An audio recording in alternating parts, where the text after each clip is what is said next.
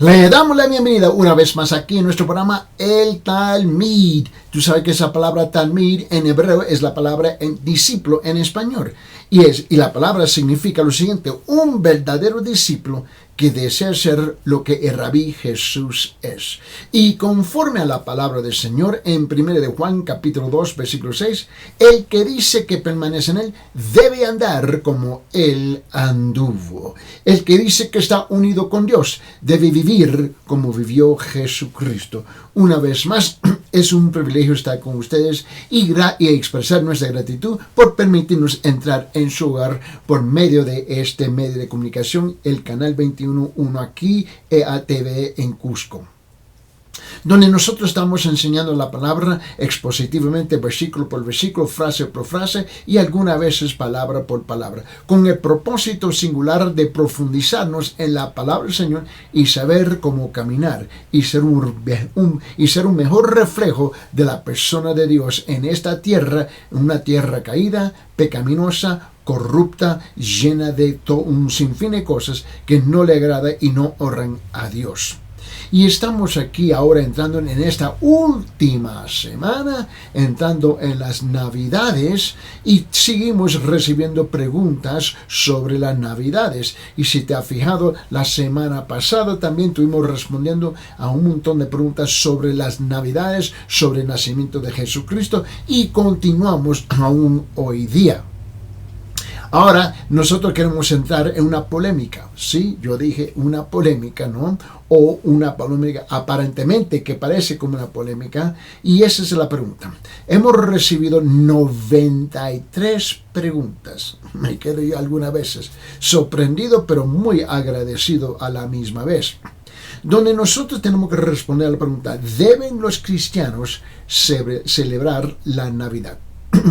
¿Deben los creyentes celebrar la Navidad? Ahora, ustedes se recuerdan en la forma como yo estoy utilizando la palabra cristiano o creyente, es que tenemos que ser honestos y reconocer que hay creyentes genuinos, verdaderos, en la Iglesia Católica Romana, en la Iglesia Evangélica, Cristiana, Protestante, o como usted le quiere nombrar. Y en ambos hay creyentes verdaderos, genuinos, regenerados, que realmente han convertido y se han entregado sus almas en las manos del Señor Jesucristo. Eso está claro. Y también en los dos lados también hay un montón que son falsos y religiosos, pero la verdad es que no son seguidores de Dios. Note bien conmigo que de ambos grupos hemos recibido 93 preguntas sobre esta idea que los creyentes o cristianos, yo intercambio esos dos términos, y es que deben los cristianos celebrar o deben los creyentes celebrar la Navidad. Es una tremenda pregunta y yo creo que este problema ha sido causado básicamente por ignorancia y por mal aplicación o mal interpretar lo que dice las Escrituras. Porque hay un montón de cosas que se dicen en las Escrituras y un montón de cosas que no se dice dentro de las Escrituras. Queremos llegar a tratar este tema ya comenzando esta última semana entrando las Navidades, ¿no? Es que la polémica de si los creyentes o si los cristianos deben celebrar la Navidad o no se ha estado en discusión por siglos y siglos y siglos. Esta discusión no es algo nuevo. Ya viene, centenares de años la gente en un debate sobre este asunto. Y hay cristianos dedicados y sinceros en ambos lados del dilema. Cada uno con sus múltiples de razones de por qué o por qué no se debe celebrar la Navidad en los hogares creyentes o los hogares de los cristianos. Pregunta: ¿pero qué es lo que dice la Biblia? Esa es la pregunta. ¿Qué es lo que dice la Biblia? ¿Da la Biblia instrucción clara sobre si la Navidad es una festividad que debe ser celebrada por los creyentes, por los cristianos? Esas son las dos preguntas que creo que debe de dirigirnos aquí hoy día y debe de guiarnos cuando nosotros estamos contemplando esta pregunta: ¿deben los creyentes, deben los cristianos celebrar la Navidad? Primeramente, vamos a tomarlo, las razones por qué no y las razones por qué sí. Vamos a tomar la primera, ¿no? Primeramente, veamos las razones por las que algunos creyentes, algunos cristianos no celebran la Navidad. Vamos a tomar ese lado primero, ¿no? Y una de las razones contra la celebración de la Navidad, ¿no?, es que las tradiciones que rodean esta festividad tienen sus orígenes en el paganismo. Ese es uno de los argumentos por qué no. Pero la verdad es que si nosotros damos un vistazo por todo el mundo, ¿no? Por todo el mundo, reconocemos que hay un montón de paganismo en la historia de la humanidad. Y incluso aquí, que donde estamos nosotros en Perú, estamos repletos de eso. Pero no le detiene a ellos por hacer lo que van a hacer. Y la búsqueda también de la información sobre este tema es difícil. ¿Sabe por qué? Porque los orígenes de muchas de nuestras tradiciones, ¿no?, son tan oscuras y que sus fuentes de información a menudo se contradicen entre ellos. Campanas, velas y otras decoraciones se menciona en la historia, ¿no?, del culto pagano. Eso es cierto, pero el uso de esas cosas en el lugar de un creyente o del cristianismo no indica que a retornar al paganismo necesariamente.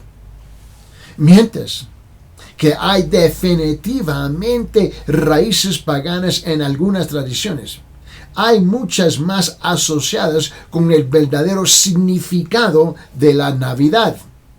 El nacimiento del Salvador del mundo en Belén. Campanas que tañen para anunciar las buenas nuevas. Velas, ¿no?, que se encienden para recordarnos que Cristo es la luz del mundo. Estas cosas son simbólicas representando otra verdad. Por ejemplo, si nosotros abrimos nuestras Biblias en Juan capítulo 1, mira lo que dice en versículo 4 hasta 9. En el Evangelio de Juan, capítulo 1, versículo 4 hasta 9. No lo dice. En él estaba la vida. La vida era la luz de los hombres. La luz brilla en las tinieblas y las tinieblas no la comprendieron. Vino al mundo un hombre enviado por Dios cuyo nombre era Juan. Este vino como testigo para testificar de la luz, a fin de que todos creyeran por medio de él. Y no era él la luz, sino que vino para dar testimonio de la luz. Existía la luz verdadera que a venir al mundo alumbra a todo el hombre. Es una de las razones que se utilizan las velas. Más en la iglesia católica romana que en las iglesias evangélicas, pero aún muchas de ellas también la usan también.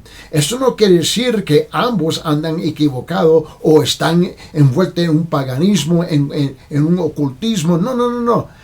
Es algo simbólico representando, ¿no?, la luz del Señor Jesucristo. Esa es la interpretación que se le ha dado por siglos y siglos y siglos. Por ejemplo, aquí que acabamos de leer en Juan capítulo 1, en versículo 8 dice, no era él la luz, está hablando de Juan el Bautista, ¿no?, sino que vino para dar testimonio de la luz. Ahora, de la misma forma que Juan el Bautista no es la luz, pero él simbólicamente representa dando testimonio de la luz que va a venir, hablando de Jesucristo, es la misma forma en como nosotros estamos utilizando el concepto de las velas aún hasta hoy día.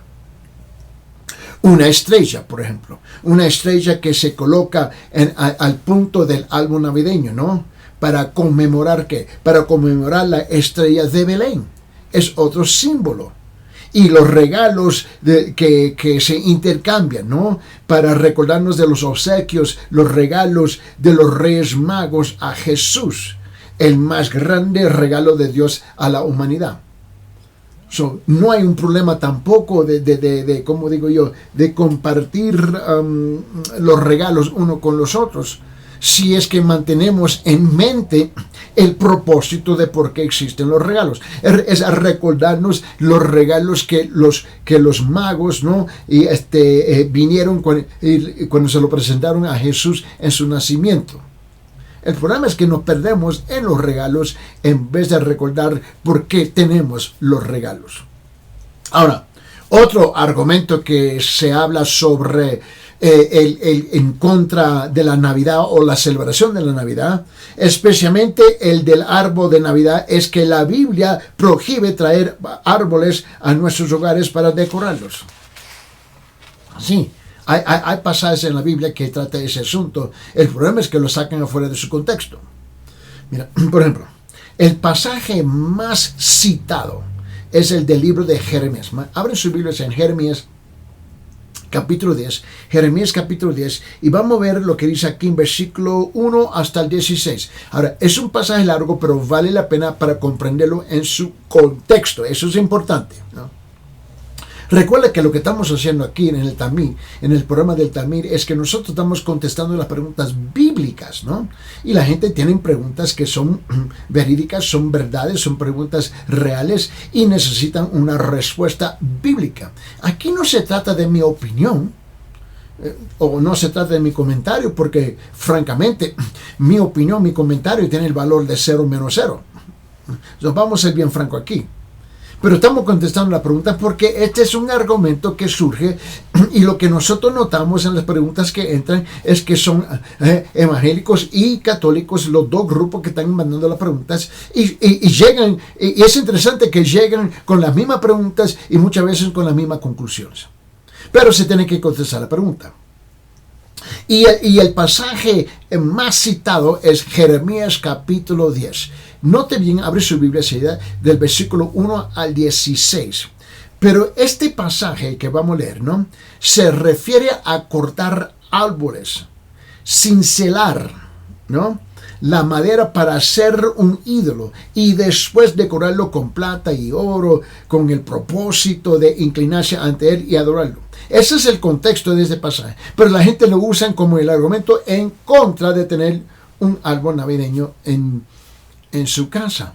O en muchas iglesias, ellos ponen un arbolito, ¿no?, dentro de la iglesia, y la gente celebran eso, y otros están en shock cuando lo hacen, porque utilizan un pasaje afuera de su contexto.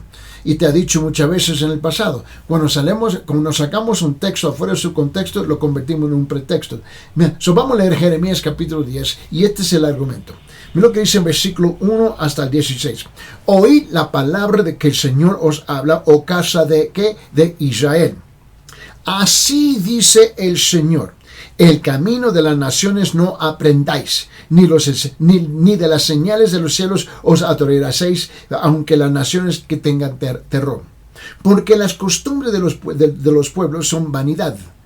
Pues un leño del bosque es cortado, lo trabajan las manos de un artífice con la azuela, con plata y oro, y lo adornan con clavos y martillos y lo aseguran para que no se mueva.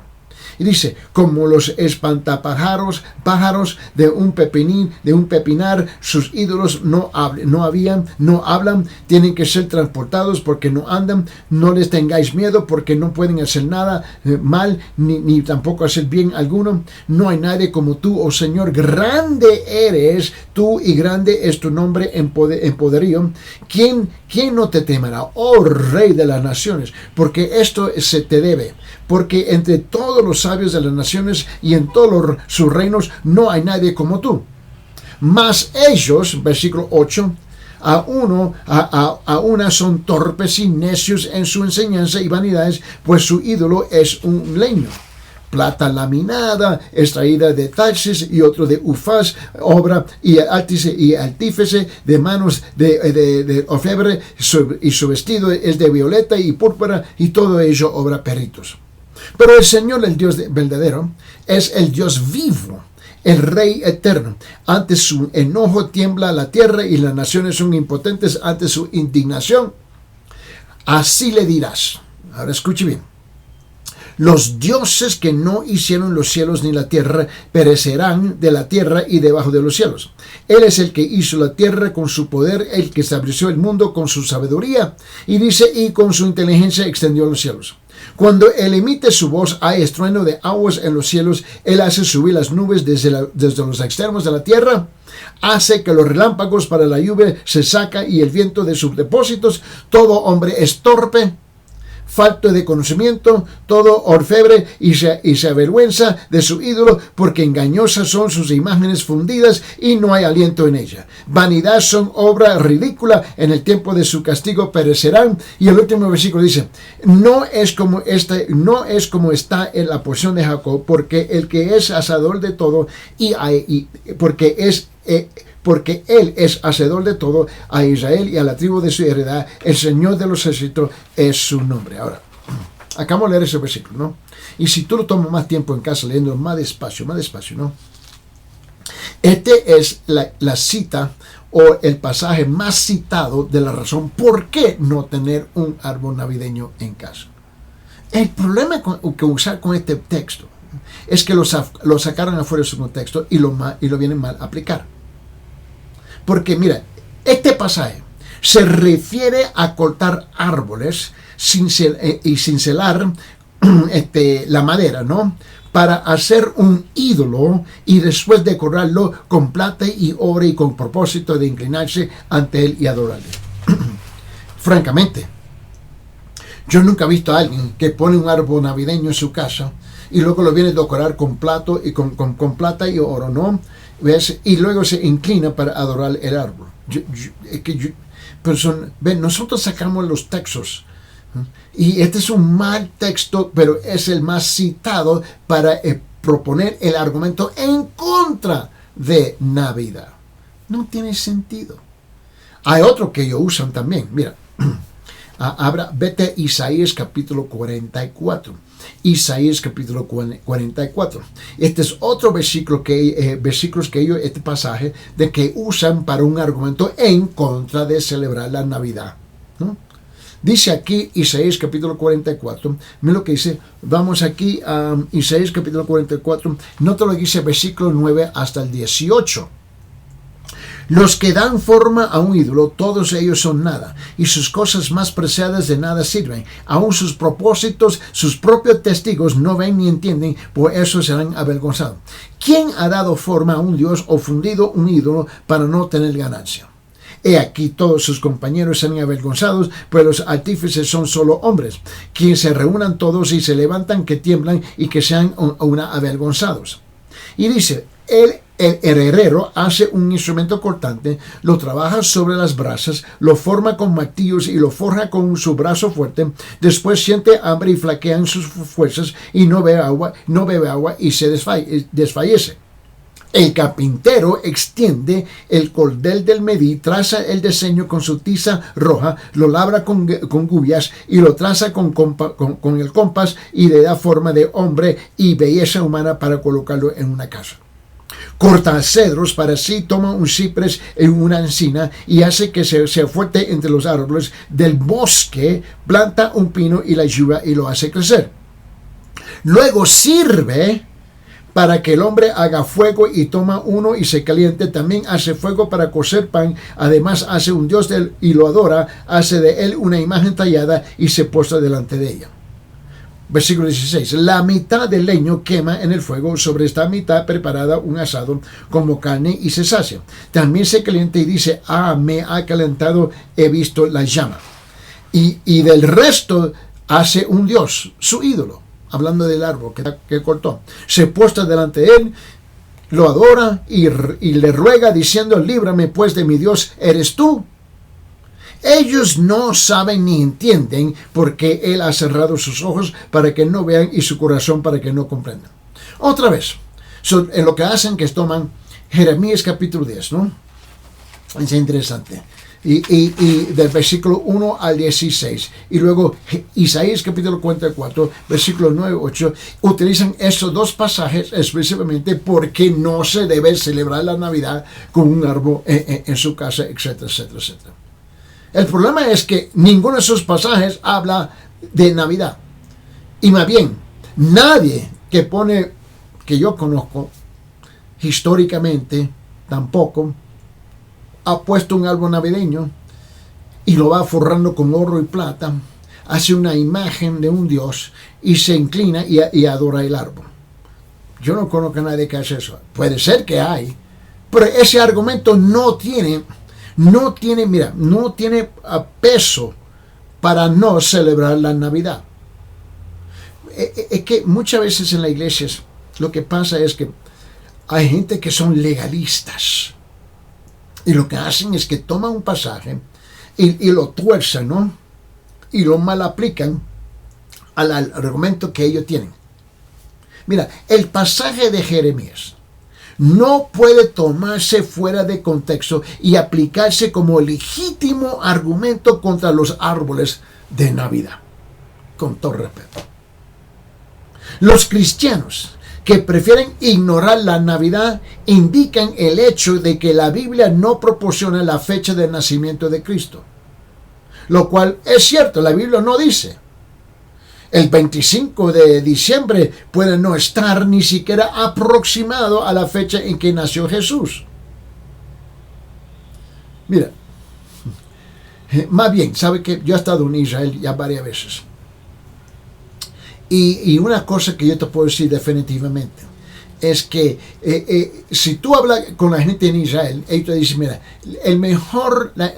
la mejor temporada para celebrar el nacimiento de Jesús sería más o menos en el mes de septiembre en Israel, porque esa es la temporada que indicada en la Biblia, pero el hecho es que la iglesia años y años y años atrás decidió de escoger el día 25 de diciembre para celebrar el nacimiento de Jesús, y desde ese entonces todas las iglesias en todas las denominaciones no van a discutir eso, pero que reconocen que el 25 de diciembre no es el nacimiento de Jesús, pero es la fecha en cuanto nosotros hemos escogido para celebrar ¿qué? El nacimiento de Jesús. La fecha no es tan importante, tanto que Él nació. Eso no es importante. Que Él nació, Él vivió, Él creció, Él murió, Él resucitó y Él ascendió. Eso es lo más importante de la persona de Jesús.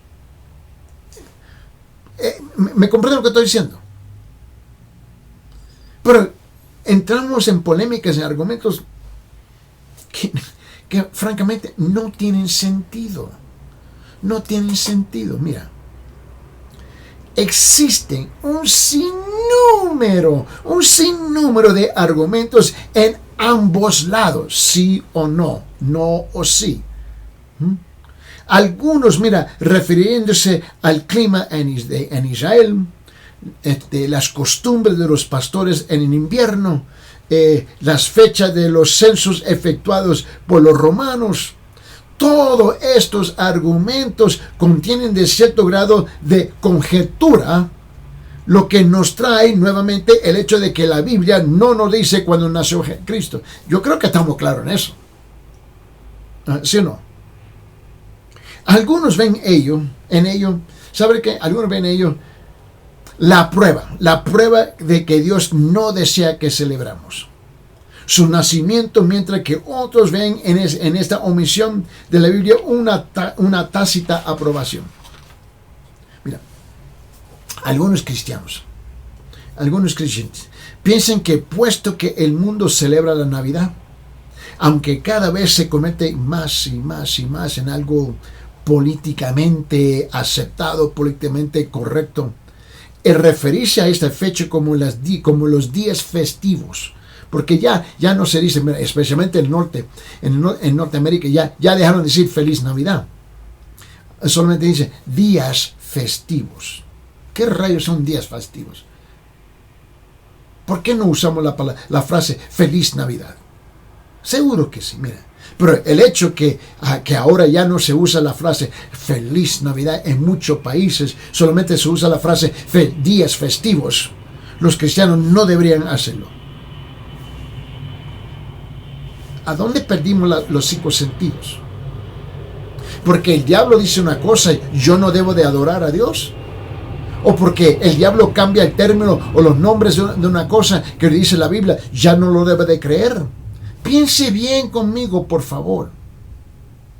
Estamos entrándonos en polémicas, argumentos que no tienen sentido. Y más bien, no tiene una base bíblica del por qué no. Mira. Pero este mismo Este mismo es el argumento usado por falsas religiones que niegan totalmente a Cristo. Al igual que ciertos cultos como los testigos de Jehová, quienes niegan su deidad. Aquellos creyentes que si celebran la Navidad tienden a ver a ello la oportunidad para proclamar a Cristo como la razón de la celebración entre las naciones y para aquellos cautivos en falsas religiones. Mira, el hecho que el hombre hace o no hace no tiene que ver que Él nació y que estamos celebrando la encarnación de Dios que vino a rescatarnos de nuestros pecados. Y como hemos visto, no hay realmente, escúcheme, no hay realmente una razón bíblica para no celebrar la Navidad. Repito, como hemos visto, no hay realmente una razón bíblica para no celebrar la Navidad. Al mismo tiempo, no hay tampoco un mandato bíblico para celebrarla. A fin de cuentas, celebrar la Navidad o no es una decisión personal suya. Pero no me critiques porque yo voy a celebrar la Navidad. Pero no me critiques si no la voy a celebrar en la forma que tú quieres que yo lo haga. Sin importar la opción que los creyentes, que los cristianos elijan en relación con la Navidad, sus puntos de vista no deben ser usados como una arma, ¿no?, para atacar o denigrar a aquellos con criterios opuestos. Tampoco deben ser usados como un galardón para el orgullo sobre si se debe celebrar esta festividad o no. Como en todo, debemos pedir sabiduría. ¿A quién? A aquel. Pedirle sabiduría a aquel que lo otorga liberalmente a todo aquel que le busca. Mira, abre su Biblia en Santiago, en el Nuevo Testamento, en Santiago capítulo 1, versículo 15. Mira, y aceptarnos unos a otros en gracia y en amor cristiano, independientemente de nuestras opiniones sobre la Navidad. Mira, Santiago 1.15 dice, después cuando la pasión ha concebido, da luz al pecado, y cuando el pecado es consumado, engendra la muerte. Mira, eso es Santiago 1.15.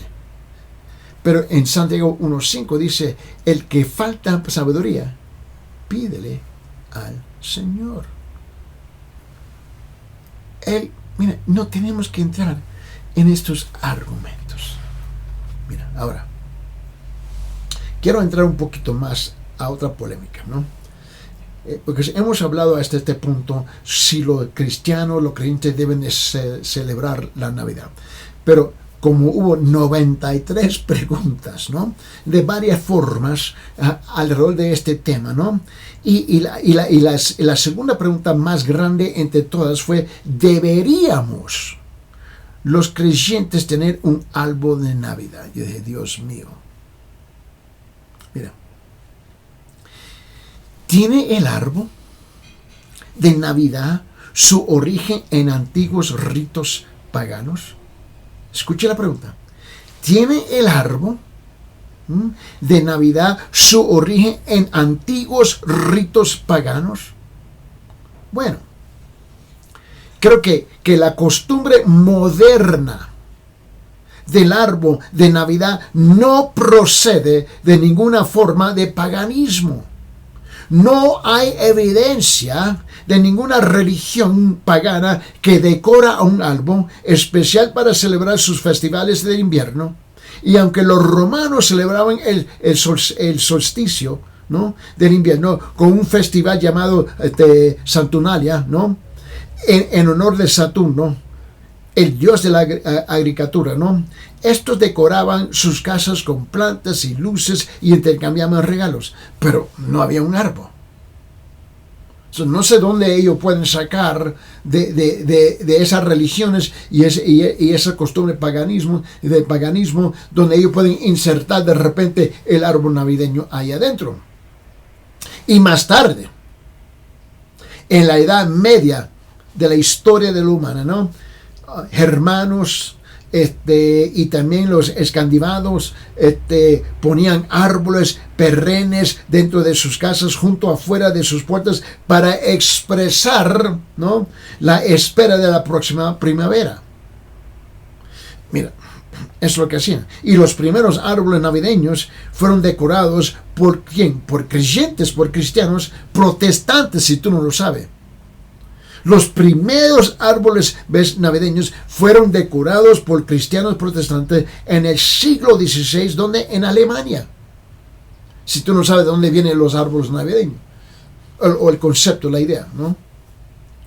Ahora, nuestro moderno árbol navideño evolucionó, si puedo usar esa palabra, ¿no? Evolucionó de estas antiguas tradiciones alemanas. Y esta costumbre muy probablemente llegó a los Estados Unidos con los emigrantes alemanes a los estados de Pennsylvania y Ohio, porque es ahí donde ellos llegaron originalmente, ¿no? Pero a la misma vez, no hay nada en la Biblia que prescriba o prohíba los árboles de Navidad. Es que no hay. Algunos piensan equivocadamente. Como te recuerdas que estuvimos leyendo allá en Jeremías capítulo 10, versículo 1 a 16, que prohíbe cortar árboles y decorarlos de la misma manera como lo hacemos en Navidad. No lo voy a leer de nuevo, pero deben de leer, ¿no? Pero no se aplica, no tiene nada que ver con este asunto.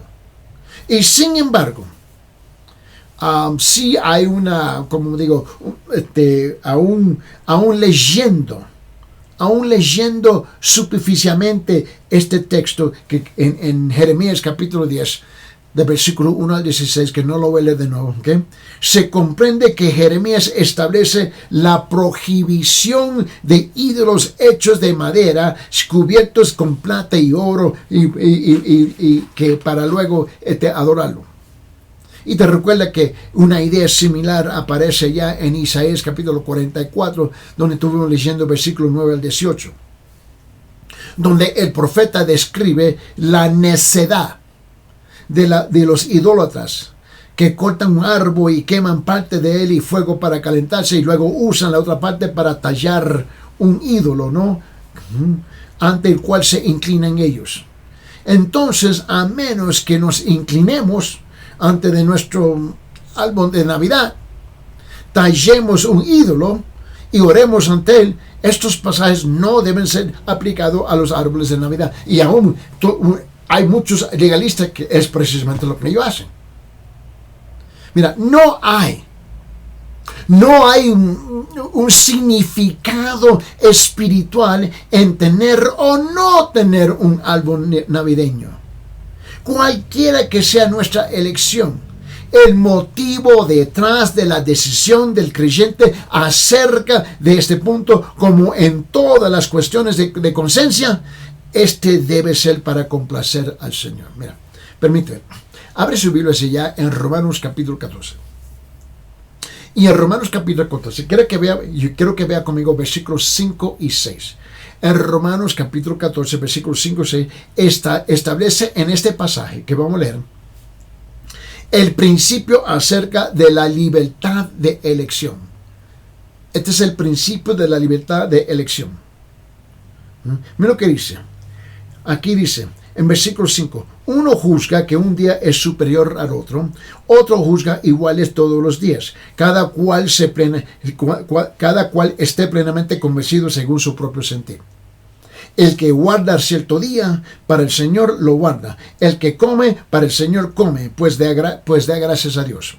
El que no come para el Señor se abstiene y da gracias a Dios. Porque, mire, este es un asunto personal. Es personal. El Señor se contrista. Se contrista cuando los cristianos miran a otros con desdén. Ya sea por celebrar o no la Navidad. Esto es orgullo espiritual. Cuando sentimos de que de alguna manera nos hemos elevado a un plano superior de espiritualidad, por hacer o no algo sobre lo que la Biblia calla. Usamos equivocadamente nuestra libertad en Cristo cuando, creando así divisiones en su cuerpo, y de esa manera deshonramos al Señor. No se olvide lo que dice ya en 1 Corintios en capítulo 10. Abre su Biblia ahí. En 1 Corintios capítulo 10. Dice esto. En versículo 31. Dice: entonces ya sea que comáis, que bebáis o que hagáis cualquier otra cosa, hacedlo todo para la gloria de Dios. ¿Así no es? Dentro de estas preguntas, de 93 preguntas, llegó la pregunta hablando también sobre el gozo, ¿no? El gozo de la Navidad viene eliminando el temor. Yo digo, sí. Mira, abre su Biblia allá en San Lucas capítulo 2. Y continuamos con estas preguntas en esta época, ¿no? Y dice en San Lucas capítulo 2, versículo 10, mira lo que dice, mas el ángel les dijo: no temáis, porque he aquí os traigo buenas nuevas de gran gozo que serán para todo el pueblo. Y la pregunta que se está haciendo aquí, si el gozo elimina al temor. Especialmente en esta época navideña donde irónicamente muchos se sienten aterrorizados y temorizados por un sinfín de razones. Pero la Biblia dice: no temáis, porque aquí os traigo buenas nuevas de gran gozo que serán para todo el pueblo. Mira, el anuncio del nacimiento de Jesús a los pastores de Belén es un pequeño, un pequeño cuadro. Un pequeño cuadro de cómo la vida funciona a veces. Los pastores estaban dedicados a su vida como de costumbre, apacentando sus rebaños en los campos. Y de repente, algo inesperado sucedió. Y su primera respuesta fue que temor, porque no lo esperaban. ¿Qué es eso? Lo primero que el ángel del Señor le dijo: no teman. Deben haberse agazapado, cubriéndose la cara y la vista del ángel glorioso del Señor, porque el ángel se le presentó delante de ellos. Mira lo que dice en San Lucas capítulo 2, versículo 9. San Lucas 2:9 dice: y un ángel del Señor se le presentó, y la gloria del Señor los rodeó de resplandor, y tuvieron gran temor. ¿Sabe por qué? Pues mira, históricamente en la Biblia, cuando nosotros leemos la Biblia, cada vez que se presentaba un ángel, alguien iba a morir. Ellos tenían buena razón por estar con mucho temor. Y entonces su temor, porque el ángel le habló, fue reemplazado por gozo, basados en la palabra de Dios. En lugar de temor, el ángel les ofreció a los pastores buenas nuevas de gran gozo. ¿Y qué era? Del nacimiento. Un Salvador que es Cristo el Señor. Mira lo que dice en el siguiente versículo. En San Lucas capítulo 2, versículo 11 dice esto. Dice: porque os he nacido hoy en la ciudad de David un Salvador que es que Cristo el Señor. ¿No es así como la vida nos sucede? Las cosas son normales hasta que algo inesperado sucede y nuestra respuesta es que temor. Pero el gozo que reemplazó el temor de los pastores puede ser igual para nosotros. Note que la Navidad es un tiempo de recordar que el temor se desvanece por la fe gozosa en un Salvador que es Cristo el Señor. No permita, por favor, que un acontecimiento inesperado despierta temor en su corazón. Manténgase concentrado en Jesús, cuyo nacimiento usted está celebrando. Que las nuevas de gran gozo llenen su corazón con fe. Por eso yo me tengo que aferrar a lo que dice en San Lucas capítulo 2, versículo 10. La Navidad es un tiempo de recordar que el temor se desvanece por la fe gozosa. Un Salvador que es Cristo el Señor.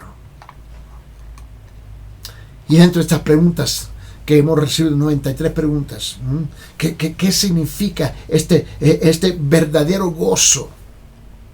Este verdadero gozo. ¡Wow! También me encantó la pregunta. Mira, abre su Biblia ya en Mateo capítulo 2.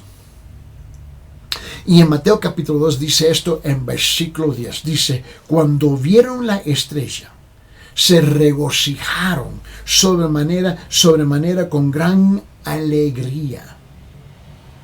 A ver la estrella se regocijaron con muy grande gozo. Mira, Jesús vino envuelto en los pañales de gozo.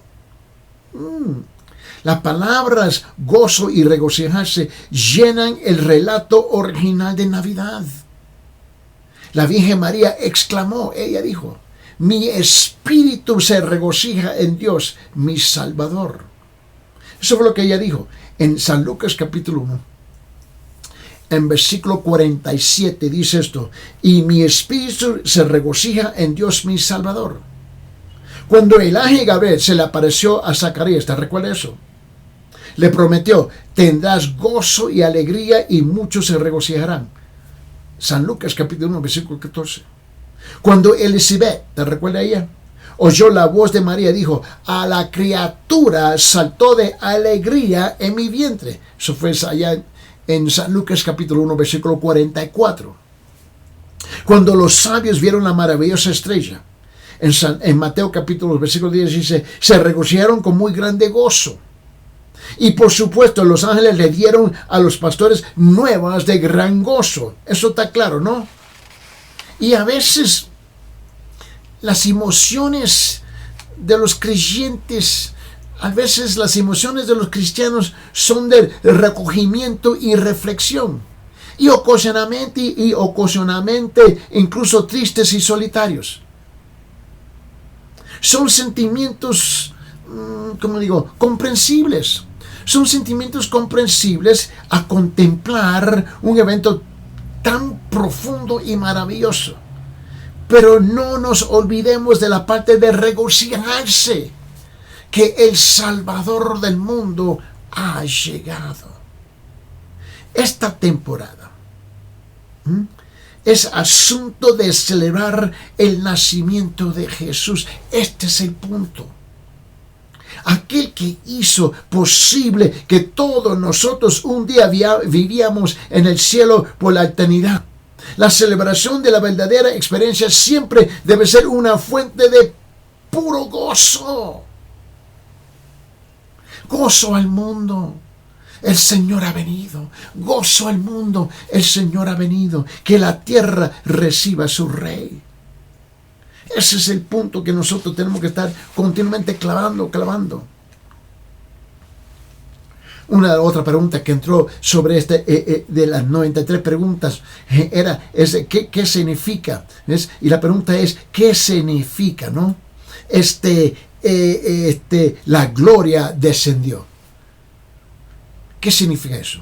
Bueno, permíteme. En Juan capítulo 1, versículo 14, y nota que nosotros estamos contestando pregunta tras pregunta, ¿no? Y mira bien, en Juan capítulo 1, versículo 14 dice esto. Dice, y el Verbo se hizo carne y habitó entre nosotros y vimos su gloria como del unigénito del Padre, lleno de gracia y de verdad. Mira, y la pregunta se trata de este versículo. ¿Qué significa que la gloria descendió? Una vez que Adán y Eva le hubieron partido el corazón de Dios con su caída en el pecado, Dios sabía que había la necesidad de expiar sus pecados. Eso estaba claro.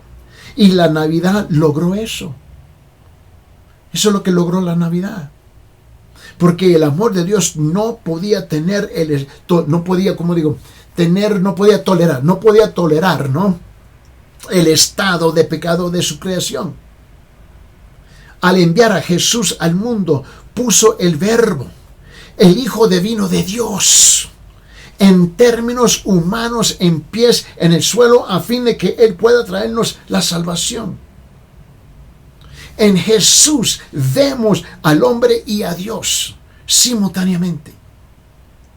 Nos relacionamos con Él como semejante humano, pero no podemos olvidarnos de que Él es Dios, porque ni siquiera la carne pudo ocultar su deidad. Proclamando la verdad, nos enseñó cómo vivir. Irradiando gracia, nos mostró lo que significa perdonar. Y como del unigénito del Padre, el Hijo de Dios, su venida a nuestro medio, nos mostró que Dios tenía un plan para nosotros, que es que estemos con Él para siempre. Que estemos con Él para siempre. Y probablemente no hay mejor tiempo que la temporada de la Navidad para tener un vislumbre de la gloria de Dios. Cada presentación, cada nacimiento y las luces que titilan son nuestros intentos de capturar la gloria. Pero en todo el oropel y la celebración, recuerda que sobre todo que la Navidad representa el plan redentor de la gracia de Dios. También, cuando hacen la pregunta, ¿qué quiere decir que duerma en paz celestial? Me encanta esta pregunta, porque me hace saber que la gente está enfocándose, ¿no? Y la pregunta, ¿qué significa que duerme en paz celestial? Bueno, ellos sacan eso de San Lucas capítulo 2. Mira, en San Lucas capítulo 2 dice esto en versículo 14. Gloria a Dios en las alturas y en la tierra paz entre los hombres en quienes Él se complace. Mira, bueno, hablamos de paz. Tenemos que entender que hay dos niveles de paz en el mundo, ¿no? Hay paz en el mundo personal y hay paz en el mundo en general, ¿no? Las cosas pueden estar relativamente en paz en mi vida y en mi familia. Tengo un empleo, la persona dice, las cuentas están pagadas, los hijos marchan bien, las cosas por el estilo, mientras que hay una distintiva falta de paz en el mundo. También hay guerras, hay desastres, refugiados sin hogar, trastornos económicos y más. Sabemos que siempre tenemos dos niveles de paz. Es la paz personal y la paz general. Y muchas veces no concuerdan. Pero para los pastores, en los campos de Belén, a quienes les fue anunciado el nacimiento de Jesús, la vida podía haber sido personalmente pacífica para ellos, porque estaban desconectados del resto del mundo. Estaban en el cerro, en los campos con sus rebaños. Y probablemente era una noche tranquila, con los pastores y los rebaños en reposo. Pero lo mismo no era cierto de su mundo, pues vivían bajo la bota de Roma y gobernadores títeres como Herodes. Los soldados estaban presentes por todas partes y los pleitos religiosos eran noticias del día. Entonces, en medio de todo eso, los ángeles se le aparecieron para anunciar en la tierra paz y buena voluntad para con los hombres. Eso es lo que dice aquí en San Lucas capítulo 2, versículo 14. Gloria a Dios en las alturas, en la tierra paz entre todos los hombres quienes se le complace. Y con el nacimiento de Jesús vendría la promesa de paz de la que escribieron los profetas. Abre su Biblia ya en Isaías capítulo 11. Y en Isaías capítulo 11, ven lo que dice en versículos 6 al 9, ¿no? No solo que Dios ofreció paz a los individuos, sino también al mundo. Mira lo que dice Isaías capítulo 11, versículos 6, 7, 8 y 9. El lobo morará con el cordero y el leopardo se echará con el cabrito, el becerro y el leoncillo y animal doméstico andarán juntos, a un niño los conducirá. La vaca y la osa pasarán sus crías y se echarán juntas, y el león como el buey comerá paja. Y el niño de pecho jugará junto a la cueva de la cobra, y el niño destatado extenderá su mano sobre la guarida de la víbora. No dañarán ni destruirán en todo mi santo monte, porque la tierra está llena del conocimiento del Señor, como las aguas cubren el mar. ¡Wow! Esta Navidad, el mundo todavía no está en paz, pero usted puede estarlo. Abrace al príncipe de paz mientras espera la paz de la tierra. Eso es lo más importante. Mira, también llegamos a la pregunta, ¿por qué hablan del Salvador del mundo? Bueno, continuamos, porque todo esto es de la Navidad. En San Lucas capítulo 2, en versículo 16, en San Lucas 2:16 dice, fueron a toda prisa y hallaron a María y a José y al niño acostado en el pesebre.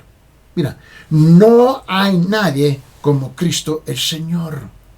Él es el Salvador del mundo. Él es el Cordero de Dios. Él es el admirable. Él es el admirable consejero. Él es el Padre eterno, el príncipe de paz. Tú sabes que la Biblia usa más de 300, mira, es increíble. La Biblia usa más de 300 nombres y títulos para describirlo. Pero Cristo no pudo ser contenido por sus nombres y títulos. Así como el océano no se puede embotellar en un cierto número de botellas, por hermosos que sean. Cristo es eterno, Él es ilimitado. Y su infinitud se extiende por todo el universo a las profundidades perpetuas y para siempre. Me encanta como lo dijo el gran predicador Carlos Spurgeon. Él confesaba, dijo, sé que mis palabras no pueden honrarle según sus méritos y quisiera que pudieran hacerlo. En verdad, cada vez más me siento menos satisfecho con mis pensamientos y vocabulario respecto a él, porque no tengo suficiente palabra para describirlo. Él es demasiado glorioso para mi débil lengua lo describa. Para mi débil lenguaje lo describa. Si pudiera hablar en lenguas de hombres y de ángeles, no podía hablar de él como él se lo merece. ¡Wow! Y si pudiera pedir prestada todas las armonías del cielo, él dice, conseguir toda arpa y cantos de los glorificados, con todo no habría música dulce suficiente para sus alabanzas. Me encantó como lo dijo Charles Spurgeon. Nosotros hemos hecho de la Navidad un asunto complicado, pero demasiado complicado. Pero Jesús mismo, aunque incomprensible, es tan sencillo como un pesebre humilde y tan encantador como un nene inocente. Venga a prisa y adórale esta Navidad. Adórale esta Navidad. No pierdes la oportunidad de doblar tus rodillas al Salvador del mundo esta Navidad.